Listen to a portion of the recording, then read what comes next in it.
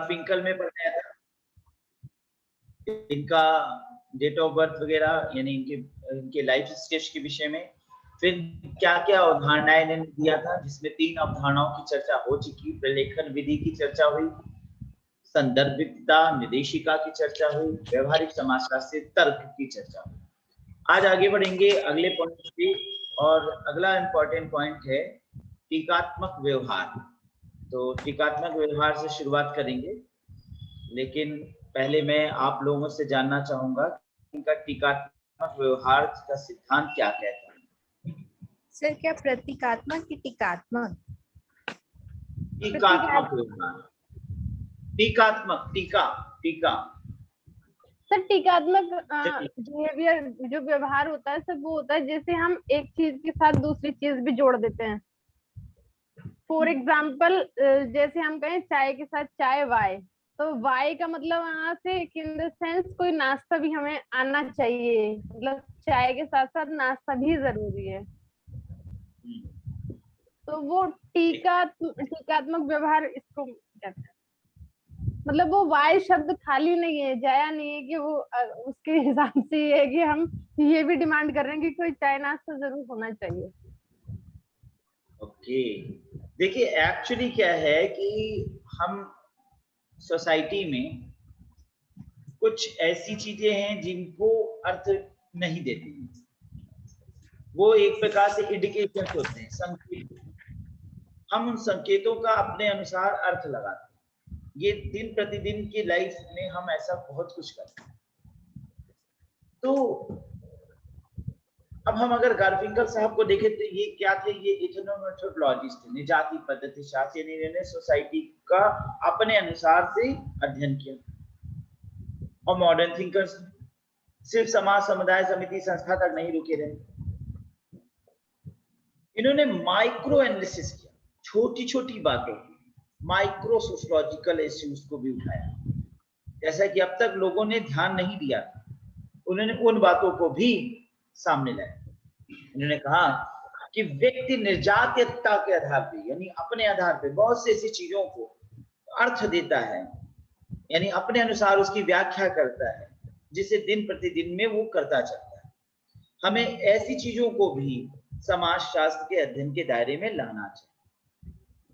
अब इन्होंने कहा कि हम साधारण रूप से कोई कार्य कर रहे हैं तो उसमें कुछ ऐसे शब्द जिनका कुछ अर्थ है और कुछ ऐसे शब्द जिनका अर्थ नहीं निकलता है, लेकिन वह भावार्थ के साथ, संकेतार्थ के साथ। जैसे अभी उदाहरण में ही हम इंदु के घर गए, अब इंदु ने कहा कि सर बैठी बैठी, हमने कहा नहीं बेटा टाइम नहीं, हमें जाना है। नहीं सर थोड़ी देर बैठिए, सर चाय वाय ले लीजिए। तो मैंने कहा अच्छा चाय रहने दो, वाय ले आओ। अब वाय का क्या मतलब है? चाय तो ठीक था, वाय क्या भाई? चाय तो पीने वाली मिठाई देना हो तो वो दे दो। यानी हिडन है कि चाय के साथ कुछ नमकीन, नाश्ता, बिस्किट, कुछ ऐसी चीजें एडिशनल, सिर्फ चाय नहीं, चाय के साथ समथिंग एडिशनल। तो जनरली नॉर्मल लाइफ में बोलते हैं, घर पे आवाज देते हैं, लाओ भाई फला व्यक्ति आया है, ले आओ चाय वाय ले आओ कुछ, चाय वाय ले आओ कुछ। तो चाय वाय मतलब जो देखो जो कहीं कुछ भी कुछ पड़ा हुआ हो, झाड़ू लगा के कुछ प्लेट में लगा के ले आओ, कुछ घर में जो बचा कुछ पड़ा हो लैग लगा दो। तो कुल मिला करके जो अवेलेबल हो चाय के साथ वो लगा दिया जाए। तो अंडरस्टूड है कि मीनिंग में कि चाय के साथ को जो अवेलेबल हो। अब भाई आपके घर में कोई रिश्तेदार है, आपके पिताजी ने आवाज लगाया कि निभा देखो अंकल आए हैं, जरा सर अंकल को रोटी छोटी भाई कुछ ले आओ। तो अब आप आए, आपने कहा पापा रोटी तो छोटी क्या होती है? रोटी के साथ वैसे रोटी सोटी नहीं बोलते ना, चाय वाय चलता है। बोलते रोटी छोटी कुछ भी बोलते हैं नॉर्मल रोटी छोटी। सर रोटी पानी क्या देते हैं? हाँ बोल देते हैं। अरे कुछ अरे रोटी छोटी नहीं बोलते हैं। हाँ वही तो, चाय वाय रोटी छोटी, ठीक है, पानी वानी, अरे पानी वानी पी के जाओ। फिर पानी वानी होता है, चाय वाय होता है, फिर रोटी क्या है? अब आप पूछोगे नहीं पानी क्या है। मान लो आपके यहाँ कोई आया और आपके भाई ने कहा कि जाओ निभा जब पानी वानी कुछ ले आओ, तो आप आए पूछने लगे पानी तो समझ में आता भैया, पर पानी तो है नहीं अपना, पानी क्या है, पानी क्या है, आप कुछ नहीं अंडरस्टूड है, कुछ चीजें को मीनिंग अंडरस्टूड है कि ये इसका कुछ अर्थ है और इसका मतलब है कि कुछ पानी के साथ कुछ लगा दिया जाए। तो 4 ठो बिस्कुट रख दिया, नमकीन रख दिया, पिज्जा बनाया तो पिज्जा रख दिया, बर्गर बनाया तो बर्गर रख दिया, ठीक है। तो आज ये मुंह में बड़ा पानी आ रहा है, बहुत रोकना पड़ रहा है हमें, लेकिन सबके सामने ऑप्शन है। हाँ मजबूरी है, क्या करें, सामने ऑप्शन है, अभी लोग महकाए हैं पूरा।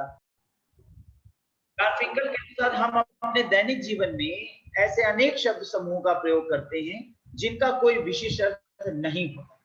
ये शब्द सामाजिक संचार एवं पारस्परिक अंतरक्रिया की महत्वपूर्ण भूमिका निभाती है।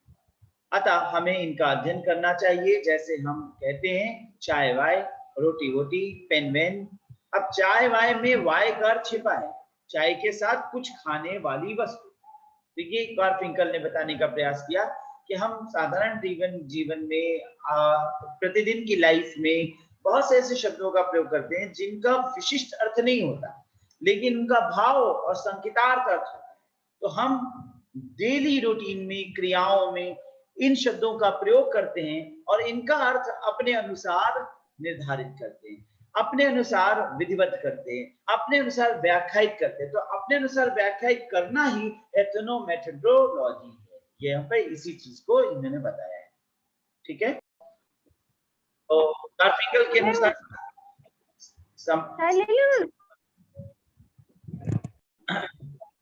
हाँ, गार्फिंकल के अनुसार सामाजिक घटनाओं के बारे में चिंतन, मनन, पुनर्विचार आवश्यक है ताकि उस घटना के बारे में ऐसी जानकारी प्राप्त की जा सके जो प्रारंभिक स्तर पर नहीं की जा सकती या नहीं पाई जा सकती।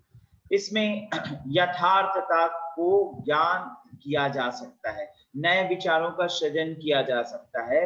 सामाजिक शास्त्र में एक नई विधा पुनर्चिंतन समाजशास्त्र का विकास हुआ। रीथिंकिंग सोशियोलॉजी बहुत बढ़िया इंटरेस्टिंग टॉपिक है। हमारी बीएचयू के एक हेड साहब थे, नाम शायद जैन सिंह साहब, मुझे याद आता है, उन्होंने एक किताब लिखी थी इस पर, रीथिंकिंग सोशियोलॉजी, समाजशास्त्र में पुनर्विचार, फिर से विचार करें। तो अब यहाँ पे समाजशास्त्र में पुनर्विचार का मतलब क्या है? समाजशास्त्रीय सिद्धांतों को फिर से एक बार को रीएनालिसिस किया जाए। तो इस पर यहाँ पर गार्फिंकल यही कहना चाहते हैं कि हमें सामाजिक घटनाओं के बारे में चिंतन करना चाहिए, मनन करना चाहिए, पुनर्विचार करना चाहिए। किसी भी सिद्धांत को जो अब तक हम जैसा मानते आए हैं, हमें उस सिद्धांत पर एक बार को सोचना चाहिए। अगर उसमें कोई कमियां हैं तो उसमें सुधार करना चाहिए और उसको एनालिसिस करके उसमें और व्याख्या करना चाहिए और वृद्धि करनी चाहिए, ताकि हम उस घटना के बारे में ऐसी जानकारी प्राप्त कर सकें जो प्रारंभिक स्तर पर अब तक हमने नहीं प्राप्त की, यानी अभी तक हमने उस पर गहराई से नहीं समझा है, तब उसको समझे। डेली की लाइफ में हम उन बातों को गहराई से समझकर और बेहतर रूप से सामाजिक ताने बाने को बना सकते हैं। तो इस प्रकार से रीथिंकिंग सोशियोलॉजी एक वर्ड उन्होंने दिया, ठीक है, क्लियर? जी सर। क्रमिक समायोजन या तार्किक विवरण, इसका क्या मतलब है, क्या बताया इन्होंने, इसे देखें। गार्फिंकल के अनुसार एथनोमेथोडोलॉजी में, एथनोमेथोडोलॉजी अभी मैंने आपको बताया, निर्जाति पद्धति शास्त्र, यानी अपने अनुसार, निर्जाति यानी नृ यानी व्यक्ति द्वारा, ठीक है ना, नृ यानी समूह, व्यक्ति इंडिविजुअल, सब कुछ इसमें आता है, ठीक है। अपना समूह, अब नृ यानी अपना, अब जाति यानी समूह हो गया, तो अपने समूह, अपने द्वारा, व्यक्ति द्वारा, ठीक है, इथनो द्वारा यानी व्यक्ति द्वारा किसी भी चीज का अपने अनुसार अर्थ लगाना, व्याख्या करना, उसको बताना, निर्जाति पद्धति शास्त्र। तो वही कहते हैं गार्फिंकल के अनुसार एथनोमेथोडोलॉजी में क्रमिक समायोजन या तार्किक विवरण का भी महत्व है। इसके अंतर्गत खोजने की प्रक्रिया, आंकने की प्रक्रिया, प्रतिवेदन की प्रक्रिया, विश्लेषण की प्रक्रिया, वर्णन की प्रक्रिया आदि आती है। यानी अब सीधी बात, अभी मैंने आपको बताया माइक्रो सोशियोलॉजिकल एनालिसिस कर रहे हैं, फिर उन्होंने वही बातें कहा कि भाई हम एथनोमेथोडोलॉजी में क्या करते हैं, हम किसी चीज को नजरिए से देखते हैं, आंकते हैं, प्रतिवेदन करते हैं, रिपोर्टिंग करते हैं, विश्लेषण करते हैं, वर्णन करते हैं, ये सब कुछ एथनोमेथोडोलॉजी के अंतर्गत रखते हैं। इसमें समाजशास्त्री घटना क्रमों के तत्वों का तर्क एवं महत्व के अनुसार चयन करते हैं। तो जिसका तर्क दिया जा सके, जिन बातों का महत्व है उनको उसी के अकॉर्डिंग हम अपनाते चलते हैं और कोई निष्कर्ष को निकालते हैं। जैसे समाज में कोई बहुत से कार्य हो रहे हैं, अब हम क्या करते हैं, हम सबसे तार्किक काम को चुनते हैं, महत्वपूर्ण कार्य को चुनते हैं। जैसे आप साधारण रूप से अगर प्रतिदिन में बहुत से काम के हैं या बहुत सी चीजें पढ़नी है, तो आप क्या करते हो, सबसे ज्यादा लॉजिकल। ऐसे आपका मन हो गया, आपने कोई उपन्यास उठाई, बड़ा अच्छा लग रहा है कि कभी मौका मिले तो उपन्यास पढ़ लें। फिर आपने एक किताब, खेल की किताब उठाई, उसको पढ़ा तो आपको लगा यार खेल की किताब पढ़ लें, बड़ा इंटरेस्टिंग बातें बताए। फिर चुटकुले, तो चुटकुले पढ़ लें। फिर ये वीडियो यूट्यूब पे आई, देख लें। सब कुछ देखने का मन हो रहा है, लेकिन फिर लग रहा है नहीं यार, तार्किक रूप से पहले नेट की तैयारी करने के लिए हमें ये चैप्टर पढ़ना होगा, आज महत्वपूर्ण है।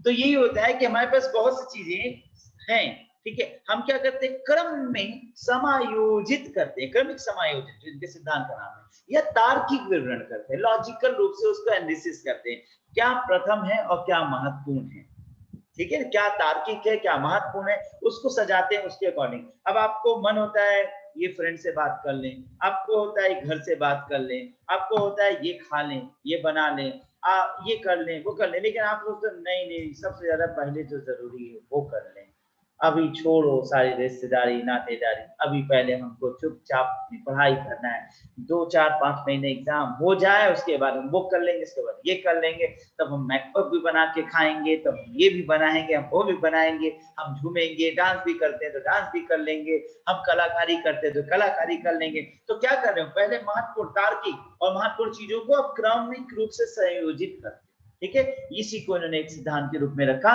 क्रमिक समायोजन या तार्किक विश्लेषण का सिद्धांत।